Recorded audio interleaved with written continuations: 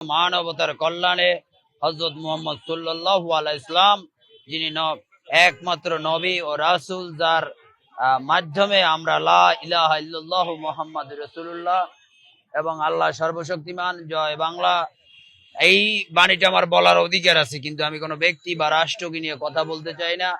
আমি বিশ্ব মানবতার শান্তির দূত হযরত মুহাম্মদ সাল্লাল্লাহু আলাইহি সাল্লামের আনুষ্ঠানিক জন্ম না হলে হয়তো বা পৃথিবী সৃষ্টি হতো না, এমনও মতবাদ আছে। কাউকে আমি ছোট করে নাই। বিশ্ব মানবতার ক্ষেত্রে খ্রিস্টান, বৌদ্ধ এবং যে কোনো জাতি ধর্ম ভেদাভেদ নয়, রাষ্ট্র ভেদাভেদ নয়, বর্ণ ভেদাভেদ নয়।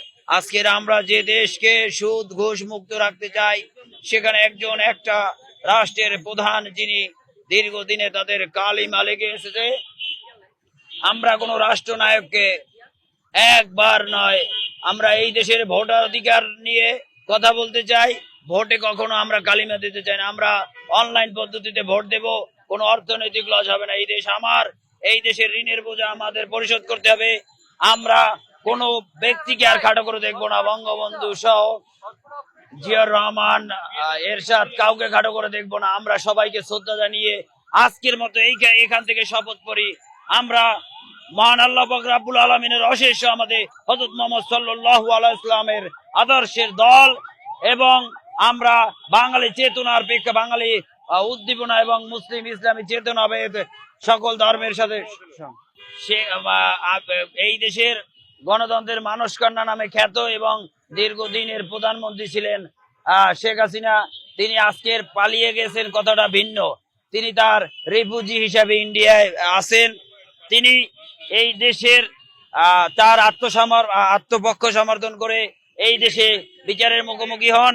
যদি নির্দোষ হন, তাকে আমরা হাসি মুখে বরণ করবো, এবং যদি দোষী হন, তার বিচার আমরা দাবি করি। এই আশাবাদ ব্যক্ত রাখে আমরা কোথাও পালায়ন দেখি না, এবং উনি এই রাষ্ট্রের প্রধান ছিলেন। ওনাকে আমরা সচেতন সম্মান করেছি। আমরা আজকের ওনাকে যতটা ঘৃণা করি, ততটাই আবার সম্মান করতাম। আবার ওনার কাজের মাধ্যমে উনি যদি আবার এই বাংলাদেশের মাটিতে মহান আল্লাহ পাক রব্বুল আলামিন এবং হযরত সাল্লাল্লাহু আলাইহি ওয়াসাল্লামের আদর্শ নিয়ে জাতির পিতা, আমরা যদি ইসলামিক জাতির পিতা হই, তাহলে ইব্রাহিম আলাইহিস সালাম, এবং বাঙালি চেতনার, বাঙালি তৎকালীন মুক্তিযোদ্ধার সর্বাধুনিক পাকিস্তানেও আমাদের জাতির পিতা আছে, ইন্ডিয়া আছে, সারা পৃথিবীতেই আছে। অতএব এ নিয়ে কোনো মন্তব্য করতে চাই না। The nation of father every country. So আমাদের জাতির পিতা হযরত মুহাম্মদ সাল্লাল্লাহু আলাইহি ওয়াসাল্লাম। দেন আমরা যদি বাঙালি চেতনায় মানি, কিছুদিন আওয়ামী লীগ ক্ষমতায় থাকলে আমরা বঙ্গবন্ধুকে মানি, এটাই স্বাভাবিক। এর কোনো ব্যতিক্রম নাই। ও বঙ্গবন্ধুর ছবি আছে।